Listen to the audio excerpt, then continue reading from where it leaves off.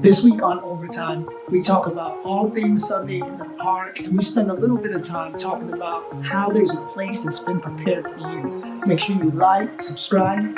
Let's get it.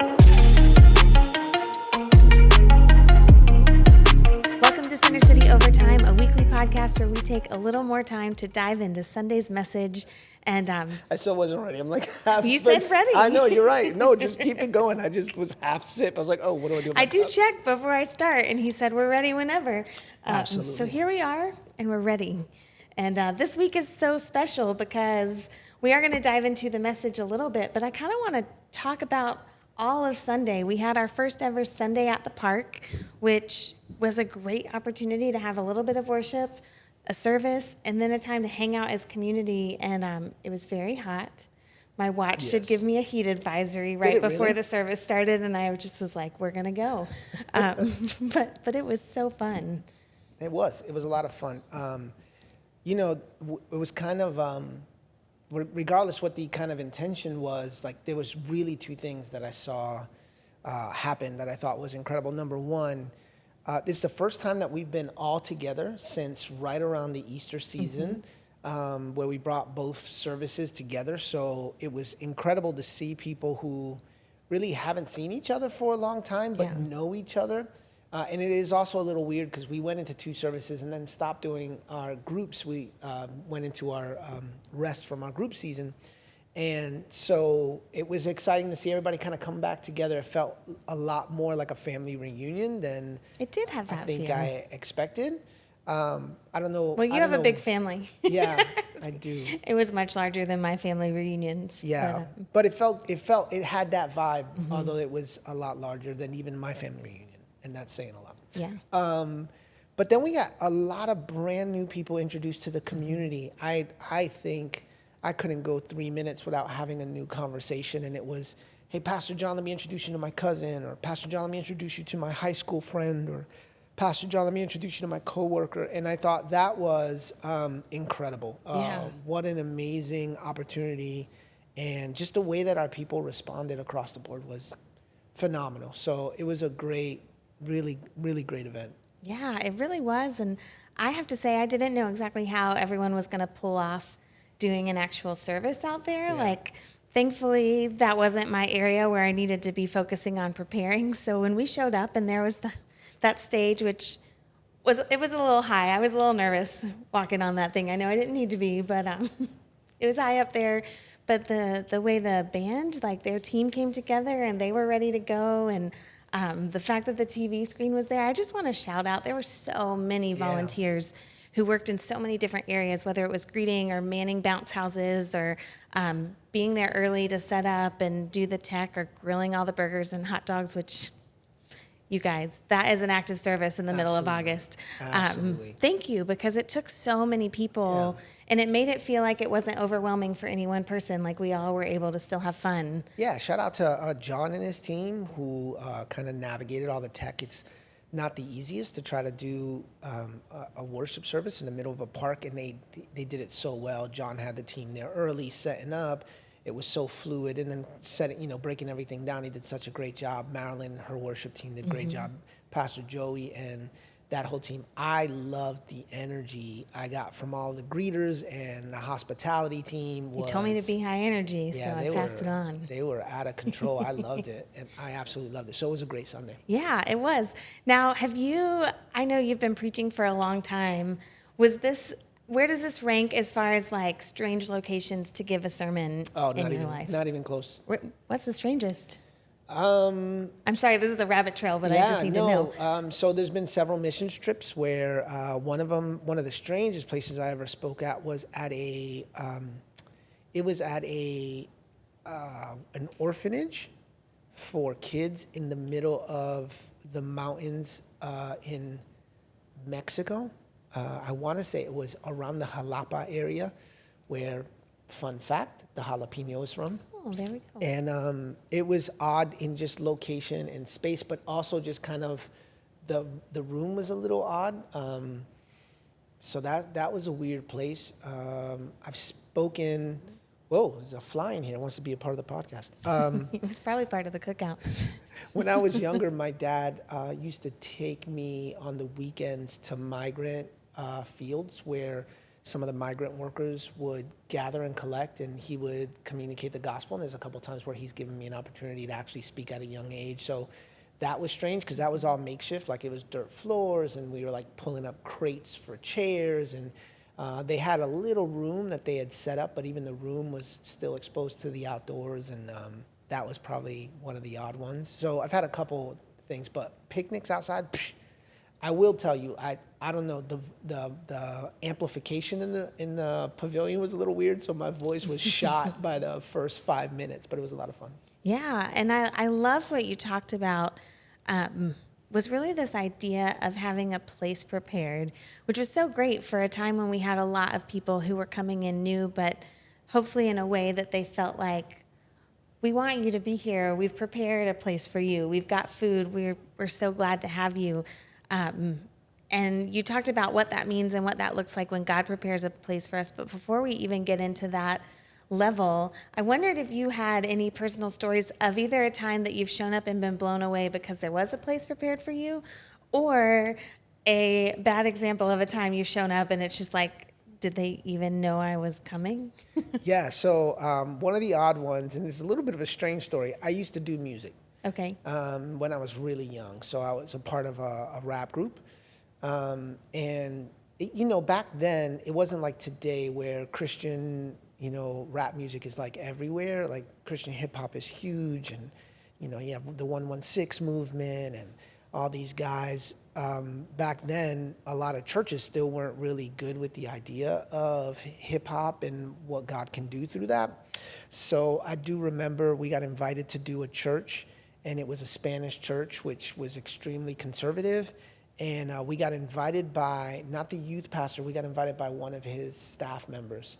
So we show up, and I was asking the whole time, does the youth pastor even know we're here? I'm not sure what's going on. And then when we actually step on the stage to perform, it's 98%, people over 30. So now, which is old. Suits, ties. Well, yeah, back then it definitely was.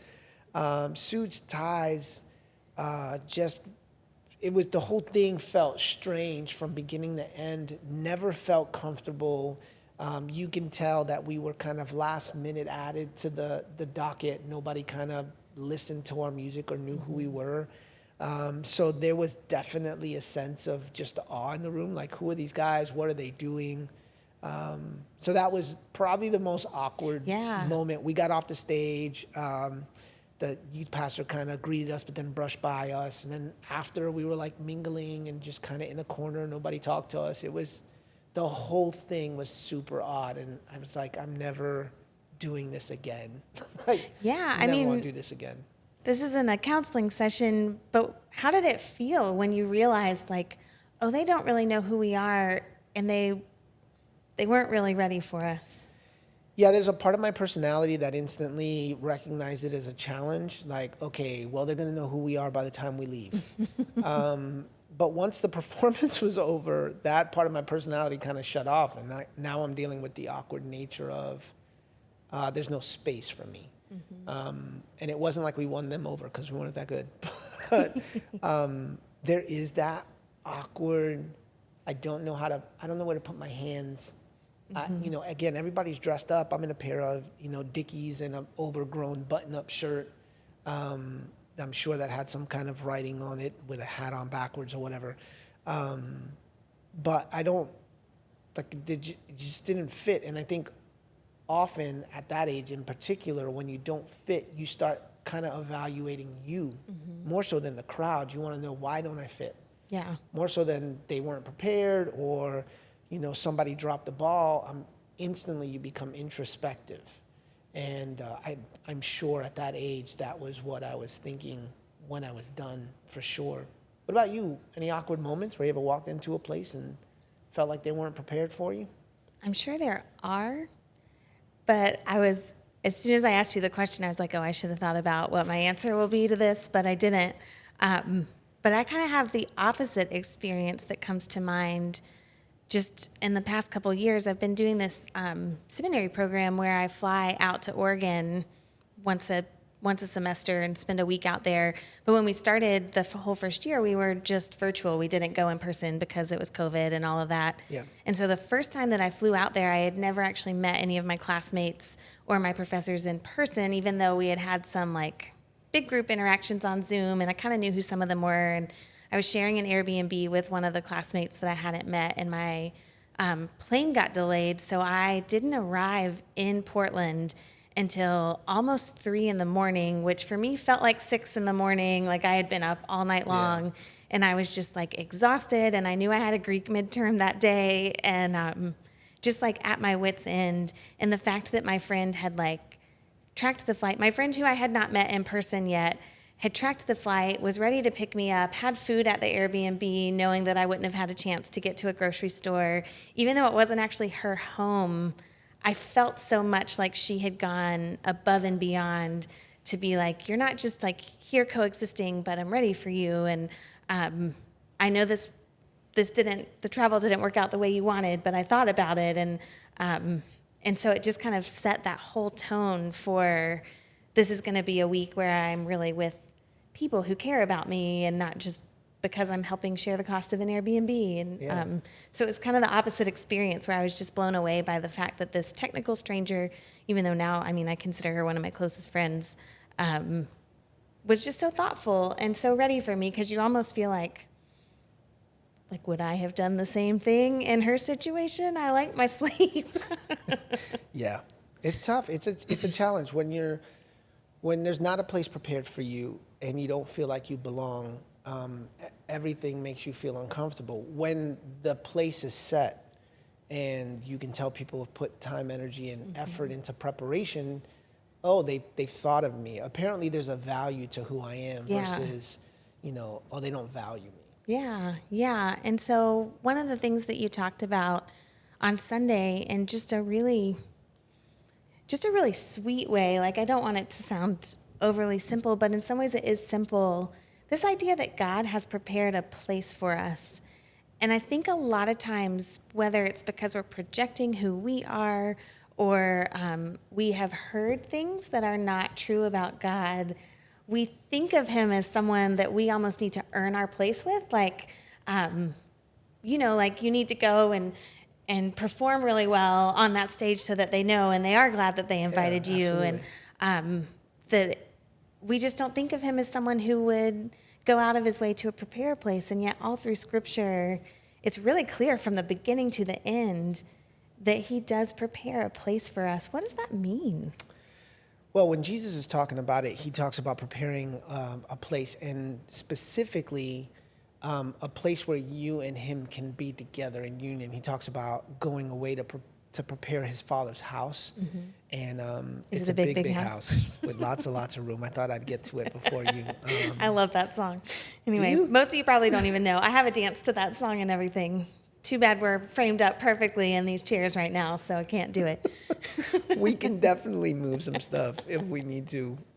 Yeah, we can play football. Look up the song Big House. That was my youth group season, was that dumb song over Summer and camp over. for me. Yeah. Anyway, so Jesus speaks specifically about the intention of the building of the house. So I think sometimes we fall in love with the idea of mansions. You've kind of heard that, like, hey, I'm going to have my own mansion in heaven. I'm not telling you you're not going to have your mansion in heaven, but what I am telling you is that whatever is prepared for us, it's about relationship, not about property. Like, the objective isn't so that you have all your material things handled, because I'm sure that'll be handled. But what I do know is that specifically the intention of the preparation of the room for you, because he doesn't say mansion, he says that he's preparing a room in his Father's house, is so that you're within proximity. It's about relationship. And I think it's core to the gospel, and central to the message of the gospel is the idea that the creator of the universe sees that you don't have a place. And because you have not been made right in relationship with the Father, and because sin is keeping you from making that relationship right, he sends his Son to give his life as a sacrifice in order that he can prepare the space. been reading quite a bit about sacrifice in Samuel, and so much of the sacrifice, it just ended 2 Samuel chapter 24 today in my personal studies. And one of the last things David does is prepare an altar on the threshing room floor. And the objective was that sacrifice would please God. And in that pleasing of God, it would again create that rightness between God and humanity. So God sends his son as a sacrifice in order so that humanity and creator could be made right. And it prepares a space for me to be in relationship with Jesus, which I think is incredible. Yeah, it is so incredible. And yet I think sometimes we hear something like that and we only think about what happens after we die. Like, okay, well, that's great when I die. If I've prayed this prayer and made this decision, then that means that there is a place prepared for me in eternity. And yet I really believe that what Scripture is saying, like, it's more than that. There's also a place prepared for you here and now. Yeah. What does that look like? It looks like people. So it's quick. I don't think it's an accident that the metaphor of a place being prepared is a home in a room, because it instantly communicates the idea of family, meaning there's lots and lots of rooms where we can play football. Touchdown. Yeah. So a lot of the metaphor lends to the idea of family, and not just the metaphor, but then the teachings of Jesus come to me. So much of that, coming to the Father, being a child of God, so much of that is creating the sense that your place is also among a table with other people, siblings. I remember as a young kid, the dinner table was always critical. So we would gather around the dinner table, and it was my brother Ray when he was, young enough, and my sister Esther, and my sister Lisa. And then as they got older and started getting married, it was always a little sad, because there was a season where Ray wasn't at the table for a while, and then Lisa wasn't at the table. And we've always had a close family, so we saw them 2 and 3 times a week. But slowly but surely, it was just me and my parents. And, so when you see the picture of heaven and the place that we have, not just in heaven, but here on earth, is that we're surrounded by and called into community, because that's where we find our place. That ultimately, when I, as a child of God, and you as a child of God, and the people watching as children of God, play our role and find our giftings at this table, that ultimately we become a picture of Jesus that draws people closer into the table. Yeah, so I feel like this is perfect timing, and kind of on purpose. I mean, we knew that Sunday at the Park was kicking off our fall season and back to school and back to rhythms. And so basically we are in that season now, where on Sunday we're launching our fall season of groups and encouraging people to get connected and find their place. But that can be something that's a little bit intimidating, especially if you've gotten used to not having that type of community. Because I'll speak for myself as someone who's fairly independent and also introverted. It can be easy to get into this rhythm of like, no, I don't really need anyone, and I'm happier if I just have my alone time until there's a crisis, and then that's a whole different story. But what would you say to someone who might be feeling like, this sounds kind of good, but it also sounds like a lot of work to get to the place where this really feels like a place where I belong, in a community where I belong? Well, let me assure you, it is a lot of work. I think sometimes we downplay it. I think stepping into any good relationship requires time, energy, and effort at a level that a lot of people are not comfortable with. But with that said, you mentioned it earlier, and I think it's important. The last thing you want in the middle of a crisis is not to have family. And so the best time to look for family is before the crisis, because when the crisis happens, you're going to be scrambling for family. So I would challenge anyone watching in this season, whether you're a part of Center City or any church body or community in this season, as we're getting back into the norms of the fall. Summer's always so interesting because people are taking vacation and they're all over the place, but now we're getting back into the rhythm. Summer drives me crazy. Yeah. As a routine person, I'm always like, please bring on the fall. Yeah, so routine's back, and homework's back, and soccer practice is back, and school's back, and I think a part of the intentionality of the next several weeks should be, where are my people? And I need to get back with my people and figuring out how to reconnect or connect anew. And what I love here about Center City is there's so many chances and opportunity for you to connect. and so many people willing with open arms to say you belong. It's really Yeah. kind of our heart. Yeah, it really is. And I like that you said that, because for some people, it can kind of be almost an opposite problem where it's like, I know who my people are. We've been doing life together for so long. And you hear that it's time for group season, and that immediate thought is, I can't wait to get with that same group of people, exactly how it's always been. And yet, really, like, if we are followers of Jesus, if we are people who want to be a representation of God in the world, if he's a God who prepares a place, then we need to be people who prepare a place and not ever get to that point where it's so closed off that it's like, no, we're good. We don't have room for new people. So I'm going to ask you again. I know I just kind of did it, but how would you challenge some of those who may be so comfortable with their core group that there's not actually that much room for other people? You know, it's challenging because the core group is core for a reason. Like, you've done the work, you feel comfortable. It's kind of like that old T-shirt from high school that you still have in the dresser, although you probably shouldn't anymore because it's got holes all over the place, but you put it on because it's comfortable. It's holy, yes. And I would say that of your core group, you've known them so long, you can deal, like, you've learned how to deal with their quirks, and they learn how to deal with your quirks, and it's so comfortable. And yet I would challenge you that there are seasons where open arms mean I'm leaving room for growth. And there's always room to grow within the context of your faith journey.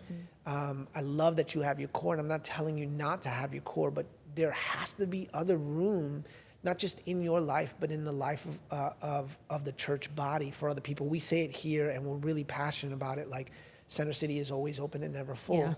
Yeah. That phrase is not about our Sunday morning service. That's about who we are as people. So, you know, it's funny, you as the group director, you kind of struggle with this from time to time because people are like, oh, I love my group. It's doing exactly what it needs to do. I don't want it to change. And there's that mandate in us that says, I love your group because it's doing what it needs to do, which means it has to continue to change. Yeah. Otherwise, that stagnancy comes in. So, you know, it's a change of mindset for some. For others, you love this. Like, for the Ernie Johns of the world, like, new people, or the Suzannes of the world, new people are like, you know, exciting and new. And then for others, it's a challenge. And I would just take it as such, like, not just where are you connecting the people, but what new people are you attempting to bring into your circles, because there's plenty of room at the table. Yeah. I thought it would be kind of cool as we talk about this, just to ask, in your own experience, like, having been in church all of your life, are there any small group experiences that jump out that were really formative for you over the years? Yeah, so I'll do one that I was a part of and one that I led. Okay. So one that I was a part of was fairly young. There was a group of young men that would meet from time to time. Funny enough, we've mentioned him already on this podcast, but Ernie John was one of the assistant leaders in that group. And we would meet at different houses and just study the word. So it wasn't the content, although the word was incredible. It wasn't the content, but I formed some very deep seated relationships from that group, and that are still with me today. Like, I'll keep up with that crew of guys. Those guys keep up with me. So many of them have stepped into ministry, so we've kind of maintained those relationships. So that's been cool. And then one that I kind of led, that was one of my favorite seasons in youth ministry. There was a season in youth ministry where things were going really well, but just personally, I felt a little stagnated. Like, it was like, okay, well, we've done this. We know how to do this. This is awesome. Big groups on Wednesday. We were doing a bunch of outreaches. It was all good. But I remember specifically having a time of prayer with the Lord, and he's like, I need you to pick out a crew of kids. So we did kind of the exact opposite to start. Like, we handpicked a core team, and they met at my house every Tuesday for about 2 years at first before we opened it up to anybody. And then we did the whole core application and opened it up to everybody. But for 2 years, there was probably about 15 kids who are still, again, now all adults. Now, you know, some have gotten married, stepped into their profession, doctors, lawyers, some in ministry. And a lot of times we look back to that season very fondly. What about you? That's cool. I've had several seasons that have been really powerful. I would say one of really my first experiences with small group within the concept of like within a church, because growing up I had Sunday school, but we didn't have kind of a small group model at the church that I went to. But when I had just graduated college, I was actually working for a church. I was the intern who was over small groups. Nice. Surprise, surprise. Surprise. Look how far I've come. But because I was doing that, I was kind of forced to lead one when I didn't want to. And because I was 22 years old and single, and all the groups were very much like life stage oriented at that time, it was a 20-something single people's group. And what it did was took a really transitional time in my life where I felt like I'd had this great community at college, but then we had all graduated and everyone had gone their separate ways. And I didn't really know what life as an adult was really going to look like. And it brought a bunch of other people who were in equally awkward season of life and people that I probably would never have been friends with otherwise. Like, we were all weirdos in our own way. Like that, I don't mean that in a bad way at all, but just like I remember one of the guys was a mechanic, and I probably wouldn't have met a mechanic otherwise. And he ended up getting baptized after being part of this group. And it just ended up being one of those seasons of life where we knew it wouldn't last forever, because that's the thing about being 20-something and single is you don't stay 20-something, and a lot of people don't stay single. So you either age out or marry out. But and some people in the group married each other, so that was kind of fun. Okay. But it was just that time where it was like, oh man, this would be such a lonely season of life if I didn't have these people in my group. And even though I was the leader, I really felt like we were figuring out life together. Like, it wasn't one of those things where I felt like I was teaching or anything. We were watching videos. But it was more about doing life together and having your people. So that was a really powerful one, and really kind of helped me figure out who I am. And then I would say one that I did at Center City was we were reading a book together. Again, it wasn't really about like what we were studying, but the Lord just grabbed hold of that group, and almost everyone in the group like either took a sabbatical from their job to help support a mission organization, or ended up moving overseas, or ended up being led to adopt while we were in the course of that group. Like, it was just one of those times where God was moving so powerfully, but because we were all experiencing similar things, none of us had that like, maybe this is crazy, maybe I should slow down. But it was like that momentum of like, you're going to do this and I'm going to do this. And well, after the group ended, we would meet to pray together.